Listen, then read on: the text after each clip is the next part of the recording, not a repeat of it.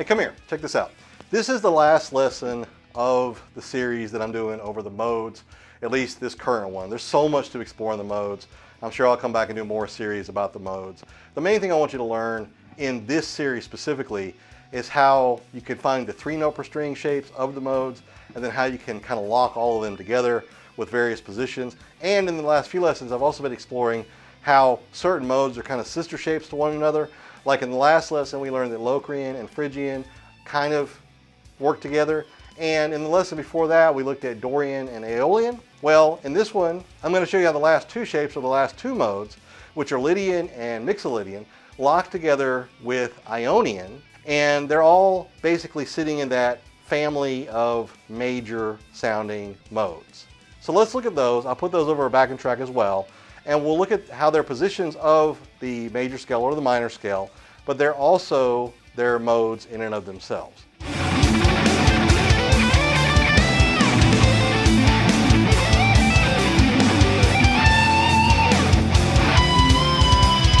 So we've been building everything off of that G minor scale. And the third position of the G minor scale is going to be your Ionian shape, which is typically your major scale. There it is as a box shape.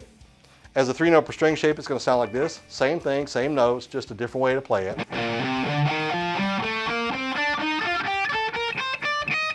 So that's your Ionian shape. I want you to notice, especially when looking at the box shape, the very first thing we play is just a whole step. That's it.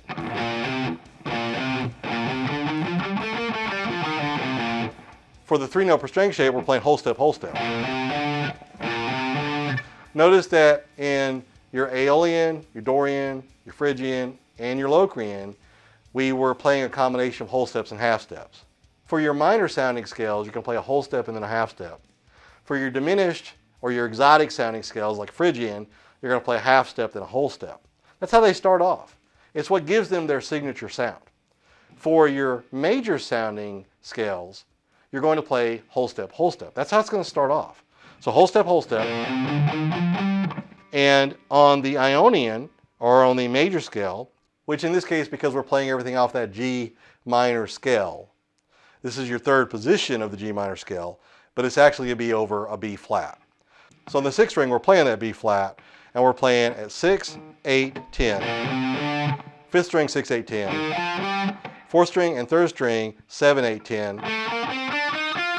And then 8, 10, 11 on the 2nd and the 1st strings. And that's your Ionian shape. Now I've already shown you that one back in December. So let's look at Lydian and then Mixolydian. And I'm going to go ahead and show those back to back. And then what we're going to do is we're going to put all three of these over a backing track just to see how they're slightly different, but they're all kind of in the same family. So on the 6th string, if we're looking at Aeolian or we're looking at the G minor scale, we're going to be playing 3, 5, 6. When I get to that 6, that's going to be my major sounding shape, my major scale, my Ionian mode.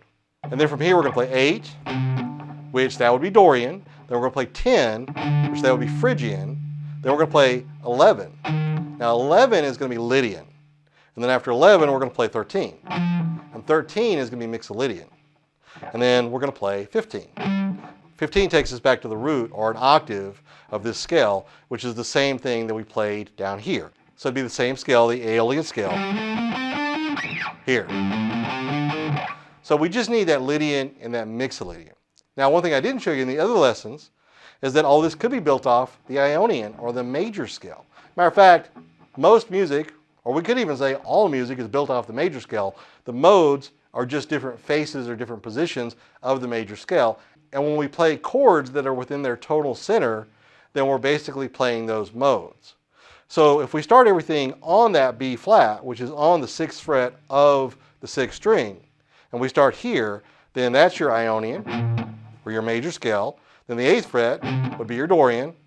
The 10th fret would be your Phrygian, and that's your 3rd position. So your 2nd position is Dorian, your 3rd position is Phrygian. Your 4th position, which would be on the 11th fret, would be your Lydian, and your 5th position, which would be on the 13th fret, would be your Mixolydian, which means your natural minor scale, which is where we started originally, G minor, would be on the 15th fret or the 3rd fret, because it is a circle, it goes back around. And because of that, we now have the sixth position of the major scale is your minor scale. So when we started all this out with the G minor scale, if we think about that as the first position, the third position is your major scale. But if we think about everything as starting with the major scale, then your sixth position is your minor scale. It's all a circle, and once you learn one, it's very easy to learn the other. So whether you think about this as being in the sixth and seventh positions of the minor scale, or being in the fourth and the fifth positions of the major scale, it doesn't change what they are. They're still Lydian and Mixolydian. Lydian is going to be played on the sixth string at 11, 13, 15. Then on the fifth and the fourth strings at 12, 13, 15. Then on the third string at 12, 14, 15. On the second string at 13, 15, 16. And then finally 13, 15, 17 on the first string. And that's your Lydian shape.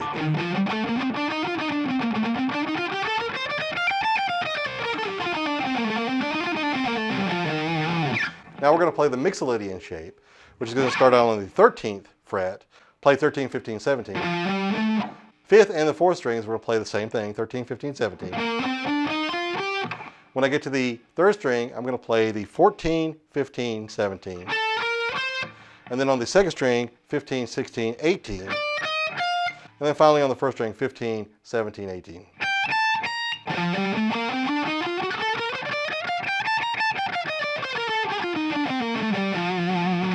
Now that is your Mixolydian shape. So Ionian, Lydian, Mixolydian. I'm going to put all of these to make it easy. I'm going to take all three of these shapes, and this will give you some good practice of moving shapes around. I'm going to take all three of these shapes and move them back to A major. We're going to play at A major. We're going to play Ionian, which would be this. I'll map that out for you. It's going to be on the sixth string at 5, 7, 9. Fifth string 5, 7, 9. Fourth and third strings at 6, 7, 9. And then first and second strings at 7, 9, 10. Ionian. Now Lydian is going to sound like this. Lydian is going to be on the sixth string, same shape as Mixolydian as well, and Ionian is going to be at 5, 7, 9. We'll get to the fifth and the fourth strings, we're going to play 6, 7, 9. On the third string, we're going to play 6, 8, 9. Second string, 7, 9, 10. And 7, 9, 11 on the first string.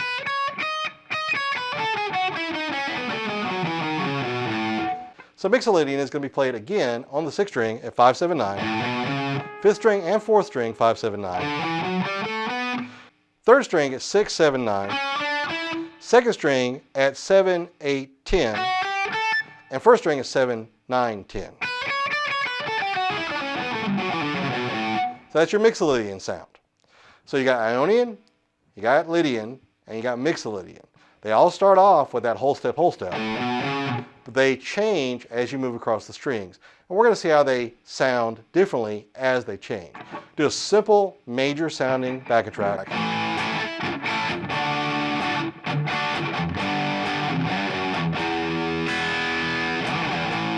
Something like that, and see what we come up with. Okay, let's start off with Ionian.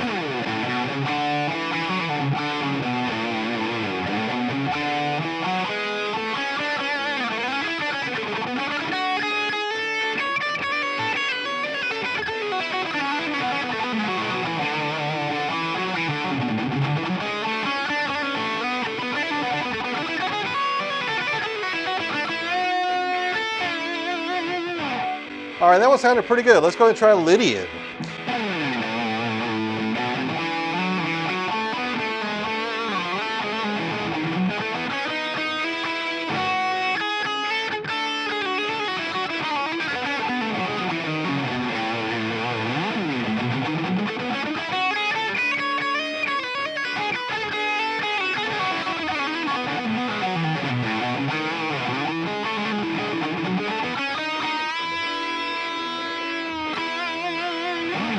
All right, that one sounded interesting. Let's go ahead and try Mixolydian.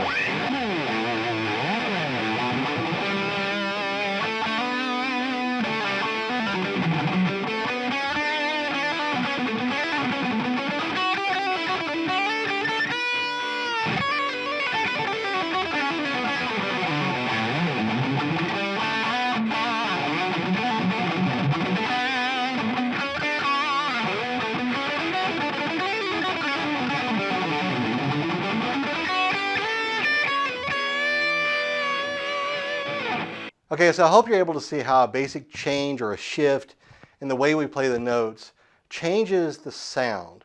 Some of those notes sounded a little sour, which means that the chords that they were playing over didn't quite match. So if we sat there and broke down those chords and the scale shapes, you'd probably see some competing notes, right? Some notes that sound a little dissonant with each other. Like maybe there's this note in this chord, but it's not in the scale. Or there's this note in this scale, but it's not in the chord. So when you're mapping out chords and you're thinking about scale progressions, one of the things you want to do is make sure that what you're playing behind the scale that you're playing matches up pretty well. Because there were a couple of sour notes in there, especially when I played Lydian. Mixolydian and Ionian sounded okay. So you could probably figure out there's chords that are going to sound better underneath Ionian, underneath Lydian, underneath Mixolydian. Even though they're all kind of major, they all have a major tonality, there are chords that are going to fit better. And that's one of the things you got to find out. Now, all of that worked really well with Ionian. And I think it worked pretty well with Mixolydian. Didn't work as well with Lydian. So again, there's some things in there that don't fit quite as well. I went to that minor sounding E at the end of the backing track, which probably threw some things off a little bit. But that's what's so cool about just playing around with these things. If it doesn't work, it doesn't work. We can either find leads that work better over the backing track that we're messing around with, or we can change the backing track up to find that, hey, there's a shape that I want to play and this is what I want to work on, so I need to find a backing track that works better with it. It just depends on what you want to do and where you're at on your journey. Thanks for checking out this lesson. As always, I got lessons on here every single week. Lately, I've been putting them out on Sundays and Wednesdays, so be sure to come back for more. Make sure you like, subscribe, and share. Let me know when you're playing around with your gear, what is the tone that you like to hear most? Like for me, I tend to like distorted guitars, the sound of distortion. I play through tube amps because I like that sound. I haven't yet jumped into the digital water. I played with some digital amps a while back. My buddy keeps trying to get me to get Boss Katana amps, and I'm like, man, they sound good, because I played through his and I say they sound good, but I've still got my Laney Ironhearts and I still love those. And I tend to use analog pedals, and I like that analog sound, and I like passive pickups. But for you, what tone do you like? What tone do you chase? Are you a Strat guy? Do you like that really Strat sound? Do you like the telly twangy sound? Do you like a Les Paul sound? Do you tend to gravitate more towards gent and metal and play the heavier stuff with Engel amps and things like that? You know, what do you like? So let me know in the comments. And also don't forget that I do have a free course out there. It's at justpickuptheguitarandgo.com. It'll give you a 7-day course. Might take you a little bit longer. You might be able to knock it out quicker, but it shows you how to unlock the fretboard, the circular nature of the fretboard, how the shapes lock together like puzzle pieces. A lot of what we've been doing in the past few lessons, kind of showing you how those things lock together. I've also been showing you a lot how they overlap as well, which I think is a good way to approach looking at the scale shapes. But in the 7-day free course, it'll get you to understand how to move these shapes around, taking it string by string, and really getting you to be able to pick up the guitar and just play with confidence and ease. So once again, 7-day free course at justpickuptheguitarandgo.com. Check that out, and I'll see you in the next one.